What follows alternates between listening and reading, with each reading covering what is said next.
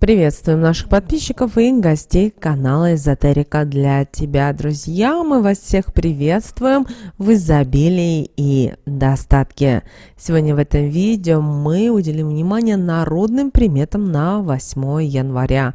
Поговорим о традициях и обрядах этого дня, а также уделим внимание народному и церковному календарю. Поговорим о том, что же за праздник сегодня отмечается. Далее, друзья, все более подробно в этом видео. 8 января, на следующий день после Рождества Христова, Православная Церковь празднует собор Пресвятой Богородицы. И вы знаете, этот праздник отмечается достаточно давно. Официальное празднование установили в 681 году. И 8 января Православная Церковь восхваляет Богоматерь, родившую Спасителя. Собором этот день называют потому, что в отличие от других праздников, посвященных Богородице, Рождество 21 сентября, Зачатие 22 декабря, Благовещение 7 апреля, 8 января проводят общее празднование и других лиц, близких Иисусу Христу и Деве Марии. Поэтому в этот день совершается память царя Давида, который был предком по плоти Иисуса Христа, святого Иосифа Обручника, мужа Богородицы, святого Иакова, сына от первого брака, святого Иосифа и брата Иисуса, который сопровождал Иосифа, Марию и Иисуса во время бегства в Египет. И вы знаете, как правило, собором в церковном календаре называется праздник, посвященный нескольким святым. Однако вот в случае собора Пресвятой Богородицы это не так. В данном случае собор означает, что христиане собираются в храмы для восхваления Богородицы. Также в этот день, 8 января, празднование проходит в честь икон Божией Матери Виленской, Острабрамской, именуемых трех радостей: милостивая, Барлавской, блаженное чрево. Девочки и мальчики, мы в описании к этому видео оставим молитвы, которые вы можете прочитать именно 8 января. В этот день, обращаем ваше внимание, проходит богослужение в храмах. Верующие люди прославляют Богородицу, благодарят ее за рождение Иисуса Христа и обращаются к ней с молитвами. В народном календаре 8 января этот день прозвали как Бабий праздник, Бабьи каши, праздник каш или собор Пресвятой Богородицы. Бабьими кашами назвали этот день, потому что этот праздник был посвящен бабкам, повитухам и роженицам.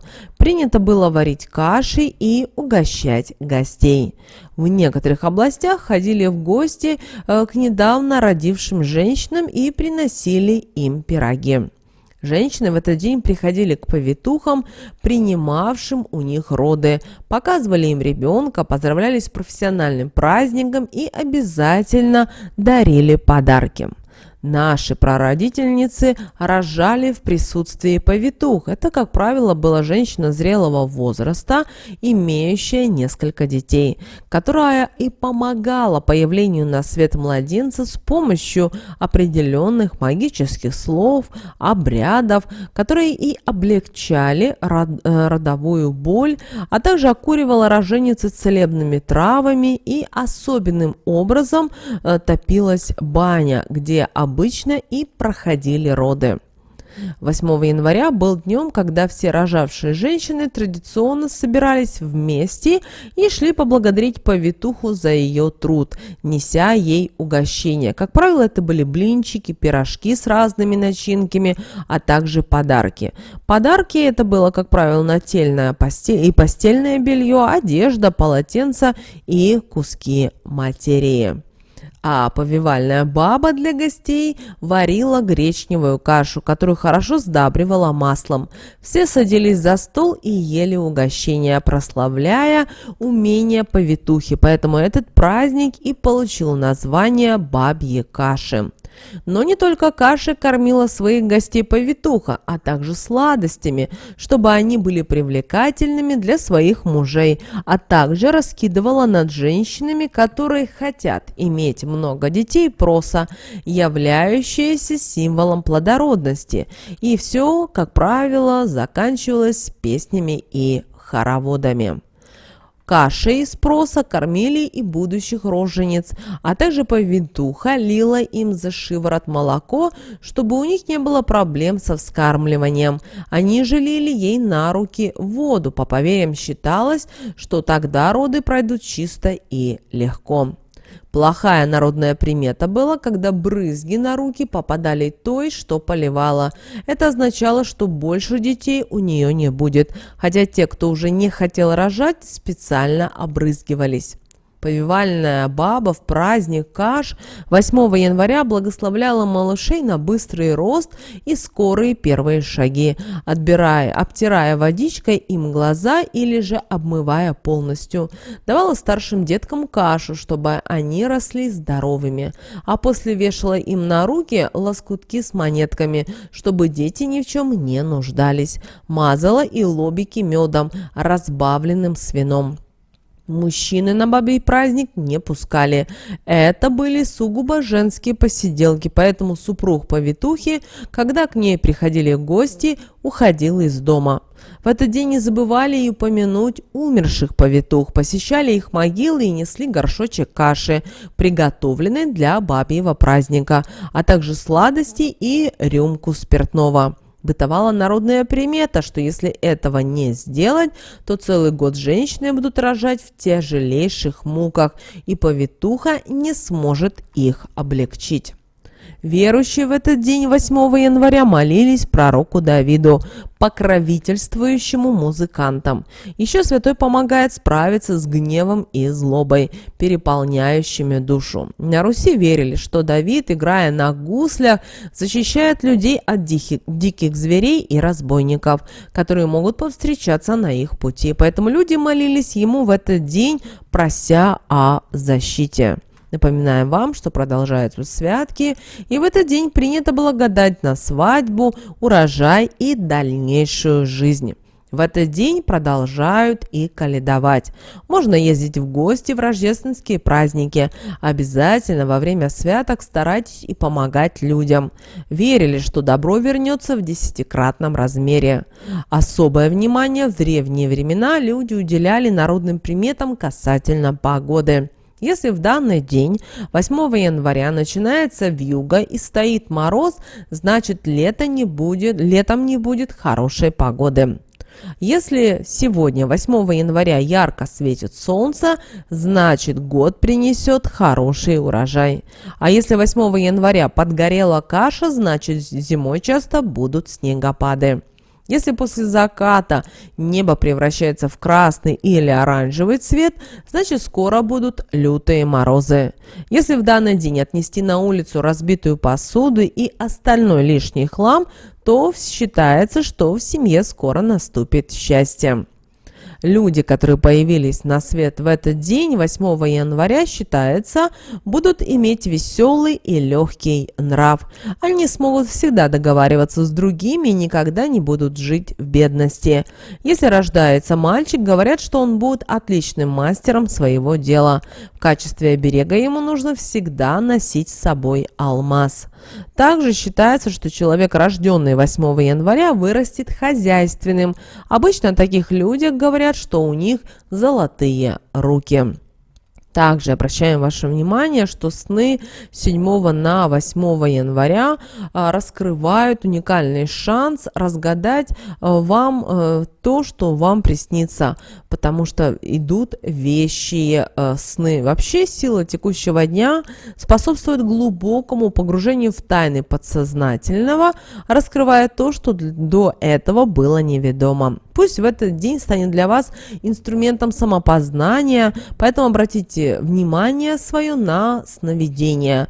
Запишите, проанализируйте все, что вам приснилось, используя соник для понимания значения снов, потому что в такие моменты сны отображают наше скрытое желание и страсть, отражая как зеркало борьбу души и помогая разгадать глубинные тайны вашего внутреннего «я». Что же можно было делать 8 января по народным приметам? В собор Пресвятой Богородицы было принято почитать бабок-повитух. Женщины приходили к повитухам, которые принимали у них роды, и показывали детей, появившихся на свет с их помощью. В этот день было принято и поднимать маленьких детей на руках выше своей головы, чтобы они быстрее росли и были здоровыми. Также этот день, 8 января, называли бабьими кашами, поэтому главным угощением и лакомым подарком в этот день принято считать именно это блюдо. И сейчас каша на собор обязательно должна быть на столе. Также беременным в праздник бабьих каш нужно было заказать панихиду по умершим, иначе роды будут сложными. Теперь давайте поговорим, друзья, а чего же нельзя было делать 8 января. Вы знаете, в день повитух нельзя заниматься домашней работой, стирать, гладить, мыть полы, иначе считается, что из дома уйдет достаток. Также нежелательно заниматься сложной и серьезной работой, начинать новые дела, что, однако, не относятся к музыкантам и плотникам. Представителям этих профессий в этот день во всем будут сопутствовать удача.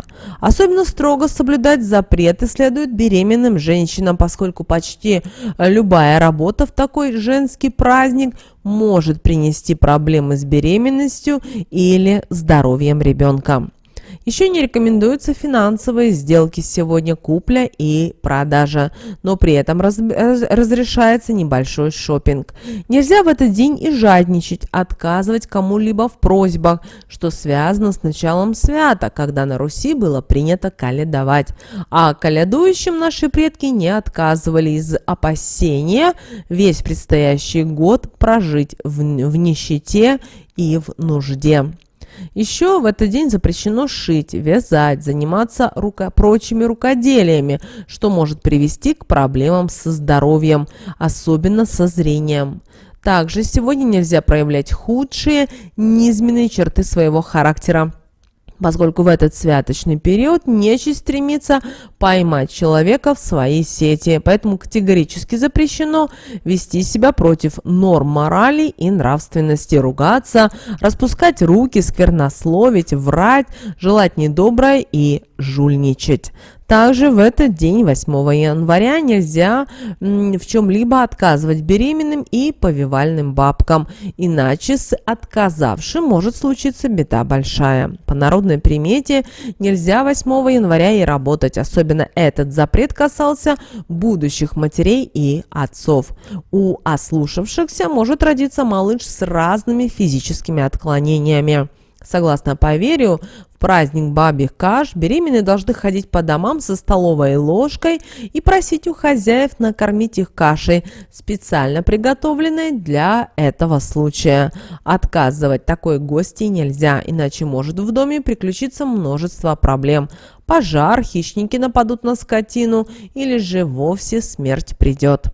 Запрещено 8 января что-либо брать из рук повитухи. Может ребенок заболеть, поэтому если повитуха что-то давала, просили ее этот предмет положить на пол или на стол, чтобы потом его забрать. Не разрешалось и кому-то показывать младенца, со дня рождения которого еще не прошло 40 дней. Исключение делалось только повитухе. Нельзя сегодня есть пригоревшую кашу девушке, недавно вышедшей замуж, иначе она скоро узнает об измене супруга. В этот день запрещалось из дома выносить хлам, особенно старую треснувшую посуду. По народной примете придет в семью горе и несчастье. Не рекомендовалось 8 января в дом, где есть новорожденный, пускать на ночлег путников, но и отказывать путешественникам тоже воспрещалось, иначе вместе с ним может уйти счастье. В такой ситуации хозяева дома обязательно кормили зашедшего к ним гостя, а ночевать отправляли в другой дом, дав с собой угощение. Также сегодня, 8 января, под запретом кисель.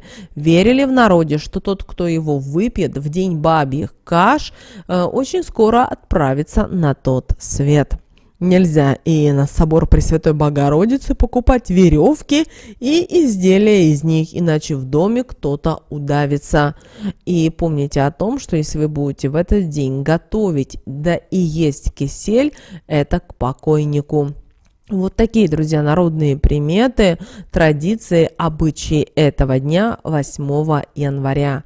С вами, как всегда, был канал Эзотерика для тебя. Подписывайтесь, ставьте лайк. Ну а прямо сейчас на экране, друзья, вы видите два всплывающих окна. Это следующие рекомендованные видео для вас. Нажимайте на то видео, которое вам на интуитивном уровне понравилось больше. И смотрите, друзья, всех вам мыслимых и немыслимых благ. Услышимся с вами уже буквально в следующем видео.